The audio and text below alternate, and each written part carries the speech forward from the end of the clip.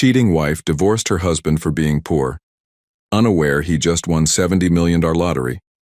2 years later, she came begging. "You'll never be more than a poor carpenter, Ryan. I'm done living in sawdust and scraps. I'm not wasting another year married to a man who can't even buy me a proper dress. You'll never be a real man. Just a dreamer with splinters in his hands." Those were the last words Melissa hurled at her husband before slamming the divorce papers into his chest and walking out with a smile of triumph. She had no idea that the quiet man she abandoned was already holding a $70 million lottery ticket in his wallet, one that would turn every insult into ashes. What happened in the years that followed will make you question everything you think you know about betrayal, money, and revenge. Viewers, if someone mocked your poverty, divorced you, and came crawling back after you built an empire, would you forgive them, or let them drown in their regret? Ryan Walker's hands still smelled of sawdust when he burst through the front door, heart racing with disbelief. The folded lottery slip trembled between his fingers, the numbers printed on it still glowing in his mind like fire. $70 million. After years of long days bent over workbenches, measuring boards, sanding, hammering until his knuckles split, he finally had a chance at a life he never thought possible. His boots dragged dust across the living room floor, but he didn't care. He couldn't wait to tell Melissa. She deserved to hear it first. He imagined her face lighting up, the kiss, the way she'd cling to him when she realized their struggles were finally over. But Melissa didn't look up with curiosity or joy when he rushed in. She was standing by the dining table in her pressed blouse, hair styled as if she were heading to a party without him. A neat stack of papers lay before her, and her eyes glittered not with love, but with icy resolve. She didn't give him time to speak. She shoved the papers against his chest with a sharp snap. "Sign them, Ryan. I'm done living like this." His breath caught, and for a second he thought he'd misheard. He tried to find words, but her mouth was already moving, spitting out the poison she'd clearly rehearsed. "I didn't marry you to spend my best years watching you come home smelling like wood and sweat, counting pennies for groceries. You're a carpenter, Ryan. That's all you'll ever be. I need more than this. I need a real man." The lottery ticket in his hand nearly slipped to the floor. He had rushed home the moment he checked the numbers, thinking she would be the one person to share in his miracle. He wanted to build her the dream house she'd always circled in magazines, the one with the white porch and tall windows. He wanted to show her that the years she mocked his calloused hands had not been wasted, but she didn't even see the slip trembling between his fingers. Flashbacks slammed into him as her words echoed. The nights he skipped meals so she could buy a new dress. The extra shifts he picked up, repairing fences and barns when his body screamed for rest. The time he carved her a jewelry box from cedar wood because he couldn't afford the one she'd pointed at in the mall. She had laughed that day, calling it cheap. He pushed the memory away, fighting the burn in his chest. "Melissa." His voice broke, quiet but steady. "Do you know what I came home to tell you?" She sneered, tapping the papers with one manicured nail. "That you found another odd job? That you'll keep promising me things you'll never give me? I don't care. Sign them. Cole can give me what you can't." The name Cole stung like salt in an open wound. Ryan had suspected, late nights when she didn't come home, her phone turned face down on the counter. Now she didn't even hide it. He looked at her. Really looked. The woman he once loved was gone, replaced by greed wrapped in perfume. Slowly he slid the lottery ticket into his back pocket, his eyes never leaving hers. She thought she'd broken him. She thought the divorce papers were the end. But as the door slammed behind her heels, Ryan whispered to the empty room, his hand brushing the wood grain of the table he'd built with his own hands. "You'll regret this, Melissa. One day you'll beg me." The house felt too big without Melissa's voice echoing through it, though lately her voice had been nothing but sharp edges and complaints. Ryan sat alone at the dining table he'd built with his own hands, the divorce papers still lying there like an accusation. The lottery ticket pressed against his thigh in his back pocket, a reminder of the miracle he had carried home only to watch her spit on it. He traced the wood grain under his palm, remembering how proud he'd been the day he finished this table. He had stayed up past midnight sanding it smooth so Melissa could invite her friends for dinner, hoping they'd see she hadn't married a failure. She had barely said thank you. His chest tightened.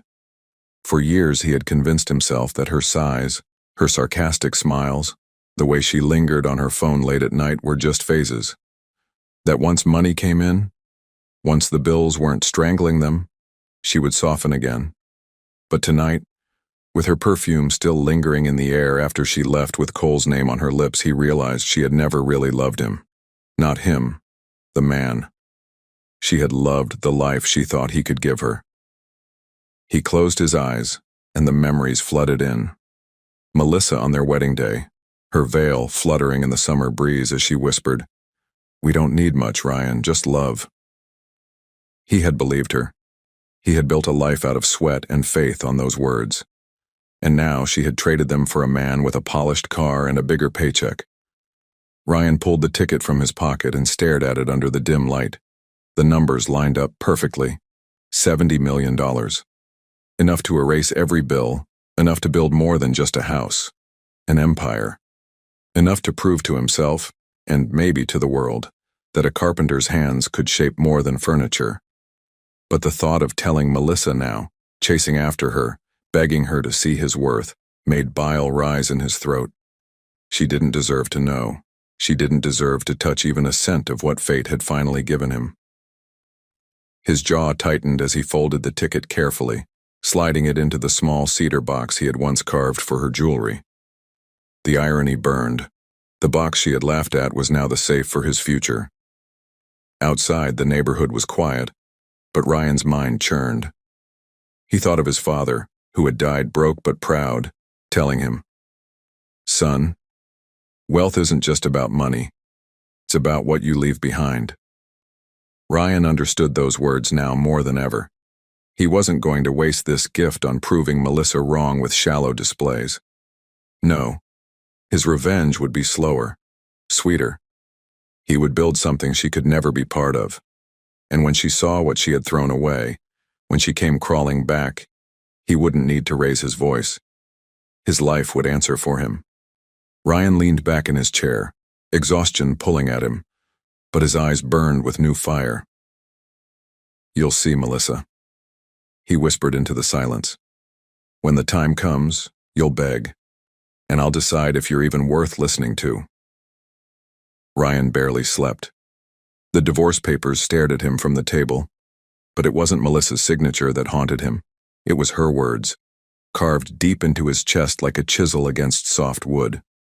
"You'll never be a real man. A carpenter, that's all you'll ever be." He replayed it all night, every syllable dripping with contempt, until the dawn light bled across the floorboards he had laid by hand. By morning, he couldn't take the uncertainty anymore. He folded the ticket carefully, slid it into his wallet, and stepped outside. His old pickup sat at the curb, dented and faded from years of hauling lumber. Melissa had always called it an embarrassment. But when the engine coughed to life beneath his hands, Ryan felt nothing but loyalty. That truck had carried his tools, his dreams, and his disappointments. Now it carried him toward the truth. At the convenience store, the clerk scanned his slip. The machine beeped once, froze, then erupted in lights and sirens. The clerk's face drained of color, then lit up with shock. "Sir, oh my God, you've won! You've won the jackpot!" Ryan's knees weakened, his grip tightening on the counter as strangers turned to stare. He caught fragments. 70 million. Lottery office will call. Don't lose that ticket. None of it seemed real.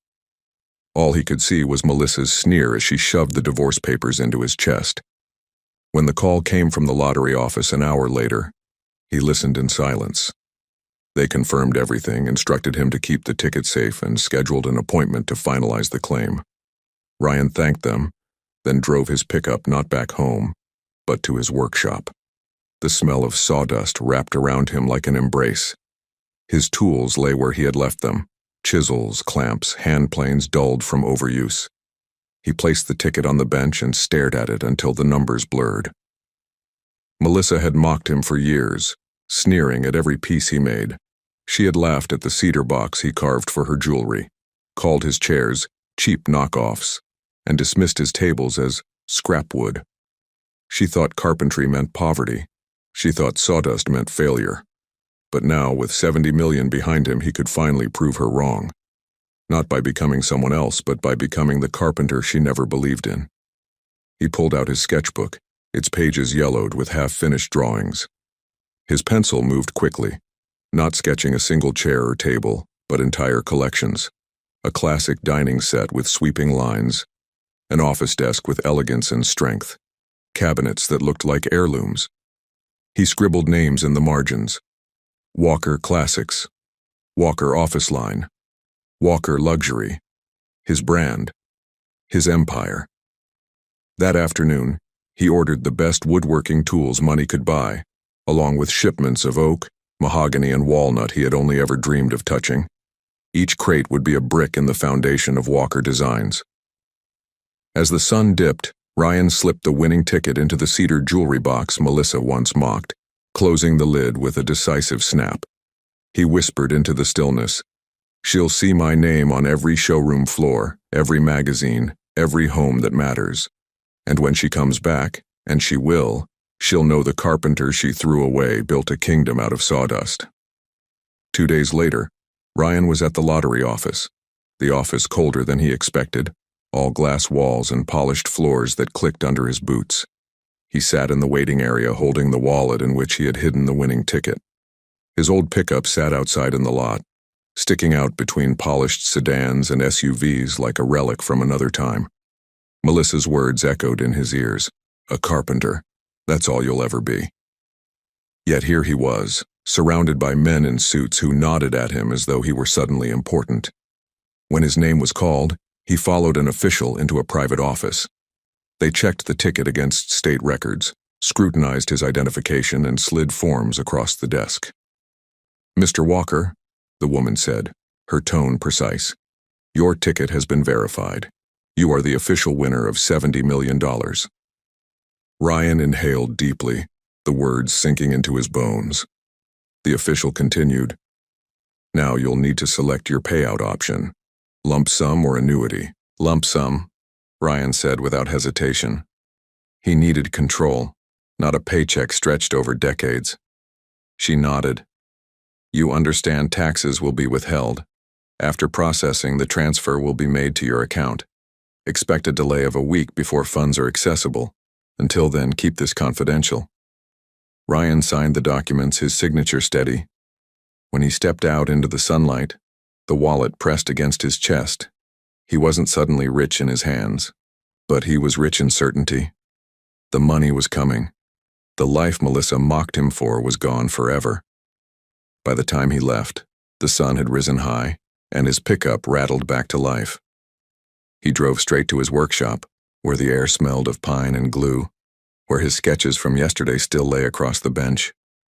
He spread them out, chairs with sweeping arms, polished dining tables, office desks that spoke of permanence. He whispered their names under his breath: Walker Classics, Walker Office Line, Walker Luxury. That same evening, Melissa was bathed in chandelier light, a flute of champagne in her hand. She sat draped across Cole's arm in a crowded restaurant, her laughter sharp enough to slice the air. Her friends leaned in, eager to catch every word. "Ryan?" she scoffed when one asked. "Still covered in sawdust, no doubt. Poor thing probably thinks building chairs makes him a man. I carried that loser for years." The table erupted in laughter and Melissa basked in it, the diamonds on her wrist catching the light. Cole smirked beside her, though his arm weighed heavier on her shoulder these days. When she suggested they take a trip, his voice was edged with mockery. "On whose dime? Let's not get ahead of ourselves." Melissa forced another laugh, loud enough to cover the sting. But later, when she caught her reflection in the restaurant's mirrored wall, she saw something hollow in her own eyes.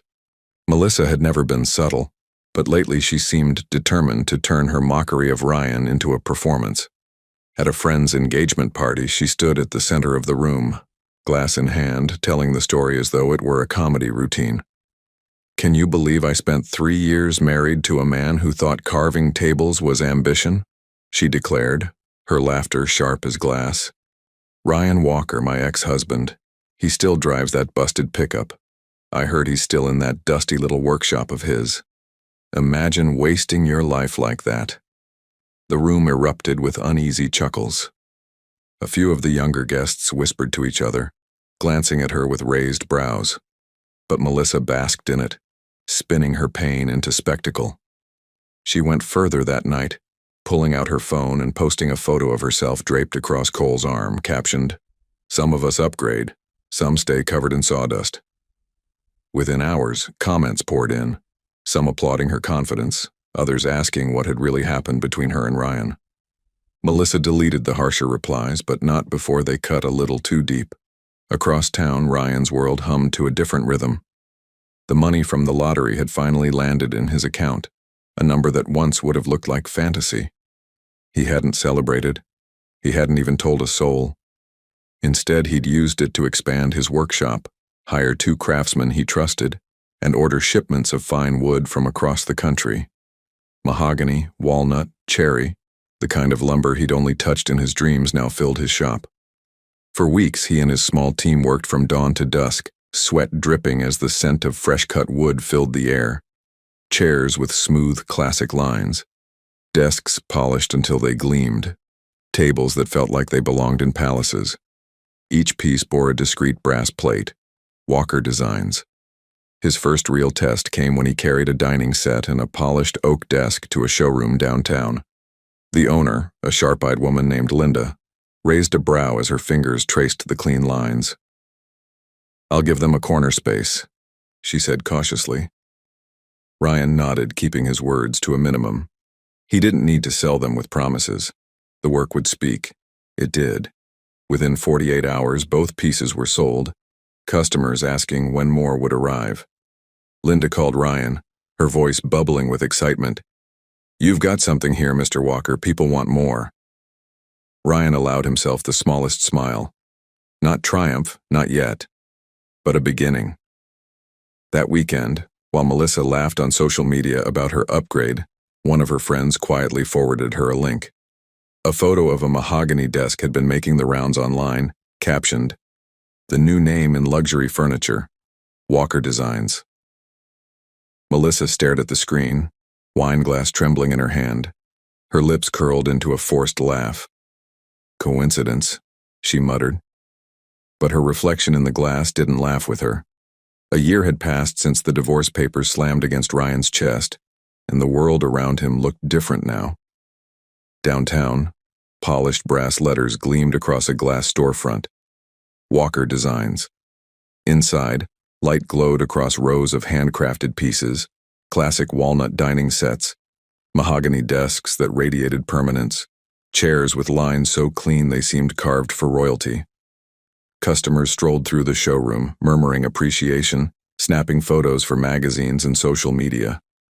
Ryan kept to the background, answering questions in his steady, quiet voice, his old pickup still parked faithfully outside. He didn't care for flash. He cared for the wood, the craft, the empire he was shaping one polished surface at a time. His name was becoming a brand. Orders came in from hotels, law offices, and private collectors. A national interiors magazine had even requested an interview. Ryan declined. He wanted his work to speak louder than his words. Melissa, meanwhile, was noticing shifts she couldn't laugh away. At brunch, one of her friends gushed about a new mahogany desk. "It's from Walker Designs," she said casually. "The quality is unbelievable." Melissa's fork froze in her hand. She forced a brittle smile. "Walker? That's just a coincidence. Ryan could barely fix a chair without wobbling legs." The table moved on, but Melissa's heart thudded. The name lingered. That night she scrolled through her phone and found a photo tagged Donark Walker Designs, a polished oak table in a luxury apartment. She shut the screen quickly, muttering, "No, it can't be him."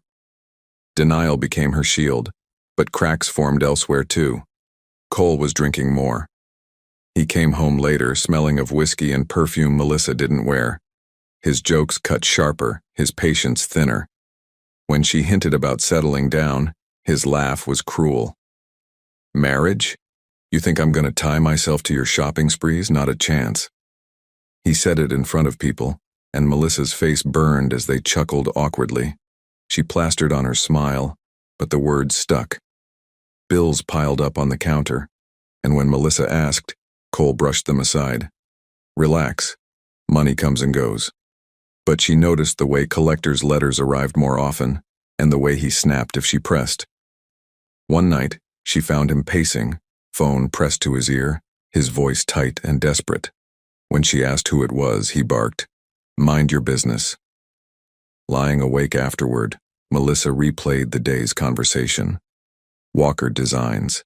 She hated how her stomach knotted when she heard the name. Could Ryan, the man she'd dismissed, mocked, and left behind, really be behind something so admired?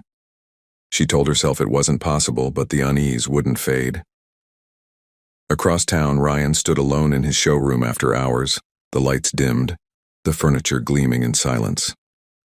He brushed a hand across the smooth edge of a table, remembering Melissa's sneer when she called his work worthless. His reflection stared back in the polished wood, calm, but burning with quiet certainty. By the time 18 months had passed, Walker Designs was no longer just a boutique curiosity. It had become a name whispered in boardrooms and written in glossy magazines. A feature in American Interiors had called Ryan's work the gold standard of modern craftsmanship, praising his ability to turn simple wood into heirlooms. The showroom downtown thrived, with waiting lists forming for custom orders. Corporate offices commissioned entire collections. Hotels wanted his dining sets in their lobbies. Ryan's name was not just on brass plates, it was in the headlines. He still rose before dawn, still worked alongside his craftsmen, still carried sawdust on his boots. But his life reflected his new reality now. The dented old pickup Melissa once mocked sat in storage, polished and preserved like a relic of a battle long won. In its place, Ryan drove a gleaming black Ford F-150 Platinum truck, powerful enough to haul lumber but refined enough to park in front of the showroom without shame. For client meetings, he used a Cadillac Escalade, its leather interior and quiet engine speaking of success he never needed to flaunt. He hadn't bought them to prove anything to Melissa. He bought them because they were tools that matched the empire he was building. Melissa, meanwhile, could no longer deny what was happening. At first, it had been whispers among friends. Then it was magazine covers, showroom photos, influencer posts with the hashtag Walker Designs. She had laughed it off for months, but denial was harder now. Ryan wasn't just surviving. He was flourishing in the world she once swore he could never enter. Cole, on the other hand, was unraveling. His charm had dulled, his arrogance sharpened. The bills she once ignored became impossible to hide. One night at a high-end restaurant, his card was declined. He fumbled for another, then another. All failed. The waiter's polite mask faltered, whispers spread through the room, and Melissa's face burned hotter than the wine in her glass. There must be a mistake, Cole barked, but the manager's tight smile said otherwise. Melissa fled before dessert, humiliation choking her. The next morning, the shouting began. She accused Cole of lying, of dragging her into his mess. He laughed bitterly. "You wanted luxury? This is what it costs. Maybe you should have stayed with your carpenter. At least he knew how to work." The words sliced her deeper than he knew. Desperate, Melissa turned to her social circle, but even there she felt the shift. Friends who once envied her now spoke of Ryan's success with admiration. "He's done well for himself," one woman said over lunch. "Walker Designs is everywhere. You must regret leaving him now." Melissa's hand shook as she lifted her glass, masking the tremor with a tight smile. That evening, scrolling through her phone, she paused on a video tour of Ryan's showroom. He appeared briefly in the background, speaking to a client, dressed simply in a button-down shirt and jeans. No diamonds, no designer suits, yet he looked stronger, more certain than she had ever seen him. Her throat tightened, and for the first time, she whispered into the silence of her empty apartment, "What if I was wrong?" 2 years later, Melissa's world had thinned to cracks and shadows. The glamorous dinners had slowed, the credit cards sputtered, and Cole came home less often. His excuses carried on the sour tang of whiskey. She knew about the other women now. Lipstick stains on his shirts, perfume that clung to him like guilt. But she told herself she still had control. She told herself she could fix it. The breaking point came on an ordinary night. Melissa had cooked, something she rarely did. But Cole stumbled in late, smelling of alcohol and cigarette smoke. She tried to stay calm. "Where have you been?" she asked, setting the plate in front of him. He laughed, sharp and careless. "Out. Don't start." Her hands trembled. "You can't keep doing this. The bills are piling up, your cards keep bouncing, and now—" She held up a pink envelope, another notice from a creditor. "We're drowning, Cole." His eyes narrowed. "We? Don't lump yourself in with me. You don't pay for a damn thing." "Because you promised me a better life," she snapped. Her voice cracked under the weight of months of denial. "I left everything behind for you, and this is what I get. Lies, debts, and perfume that isn't mine." For a moment the room went still. Then Cole shoved back his chair, his laugh cruel. "You left your carpenter husband thinking you were leveling up. Now you're just baggage. At least he worked. At least he built something with his hands. You?" He grabbed her wrist, yanking the envelope from her grip. "You're dead weight, and I don't carry dead weight." "Cole, don't you dare talk to me like—" "Get out!" he barked. Melissa blinked, stunned. "What?" "Out." His voice was final, brutal. He snatched her handbag from the couch and hurled it at her feet. "We're not married. This place is in my name. You don't own a damn thing here. You don't like it? Door's right there." Tears stung her eyes, but pride held her tongue. "You'll regret this," she hissed, gathering her bag. He smirked, leaning against the doorframe as if the scene amused him. "No, sweetheart, you will." And with that, he opened the door wide and shoved her into the hallway. The lock clicked behind her like a final nail.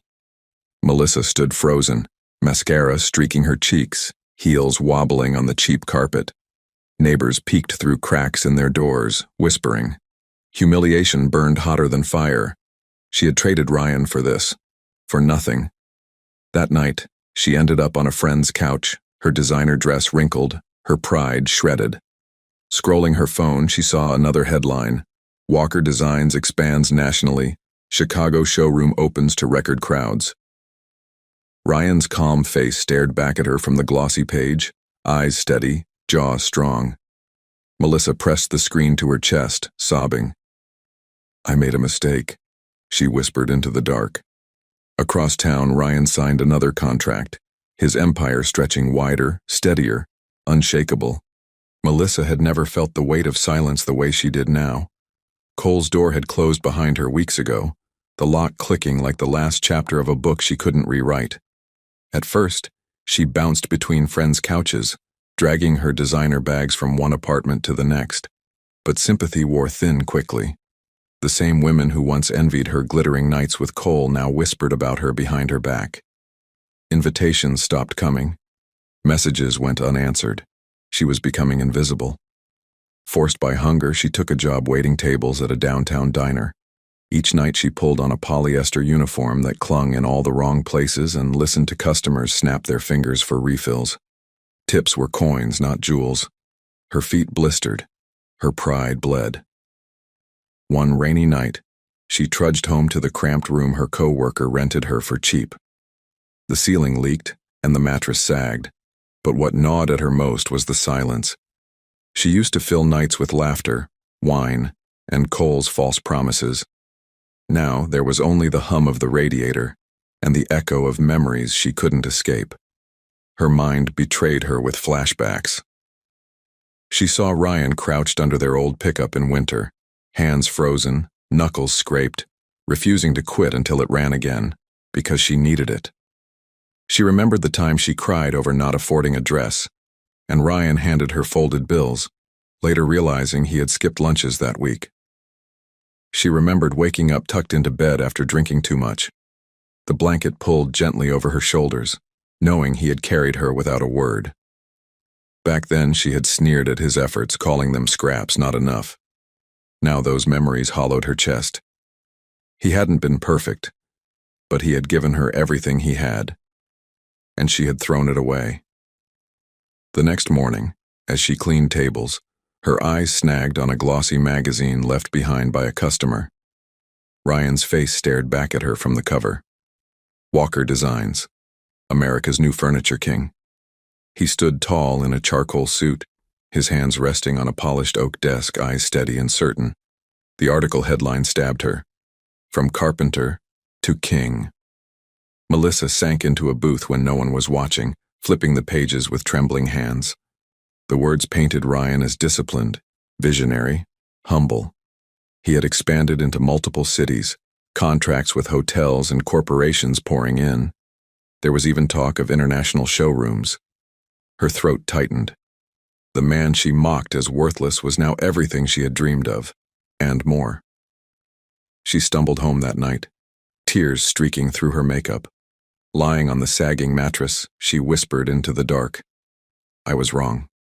I was so wrong." But regret wasn't enough anymore.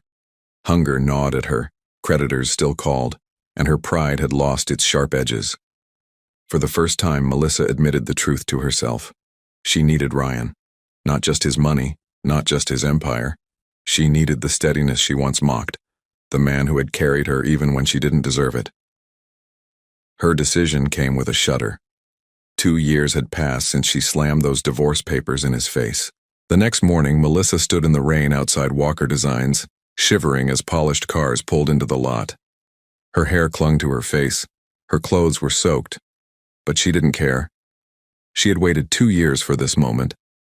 She had lost everything, Cole, her friends, her pride, and now only Ryan remained. When Ryan stepped out of the building, flanked by his assistants, she rushed forward. "Ryan!" she cried, her voice cracking. He stopped. His suit caught the glow of the showroom lights, sharp and clean, the very image of success. Melissa dropped to her knees on the wet pavement, clutching at his sleeve before the assistants could pull her away. Gasps rippled through the small crowd of employees leaving for the evening. "Please," she sobbed, mascara running down her cheeks. "I was wrong. I destroyed everything. I mocked you. I left you when you needed me most. I thought Cole would give me more, but he left me with nothing. Please, Ryan. Please take me back. I'll change. I'll do anything. I'll even scrub floors in your workshop if that's what it takes. Just don't leave me like this."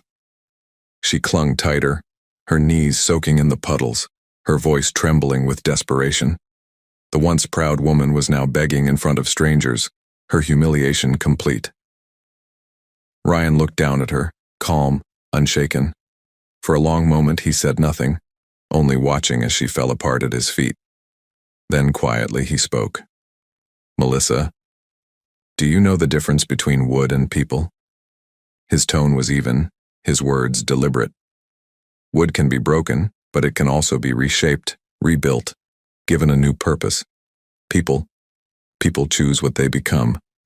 And 2 years ago, you chose. Her sobs grew louder. I didn't know you'd succeed. I didn't know you'd... Ryan's jaw tightened. That's exactly it. You didn't know and you didn't care to believe. Now? He pulled his arm free from her grip and took a step back, his voice hard as steel. Your time with me is over. He nodded to his assistants. They gently pried her hands away, helping him into his waiting black truck. Melissa collapsed fully onto the pavement, sobbing so hard her body shook. The door shut with a quiet finality. As the engine roared to life, Ryan didn't glance back. Through the tinted window, he was already reviewing papers, already thinking of the empire still growing under his name. Melissa lay in the rain, surrounded by murmurs and stares, her humiliation complete. She had begged, and he had given her nothing, not even anger, not even pity. Just silence. And in that silence, she finally understood. Ryan's greatest revenge wasn't shouting, wasn't punishment. It was indifference. If you were in Ryan's shoes, would you have taken Melissa back after everything she did? Or was walking away the only answer? Drop your thoughts in the comments below, because some say forgiveness makes you stronger, while others say indifference is the sweetest revenge. Don't forget to like and subscribe for more interesting and true-to-life stories.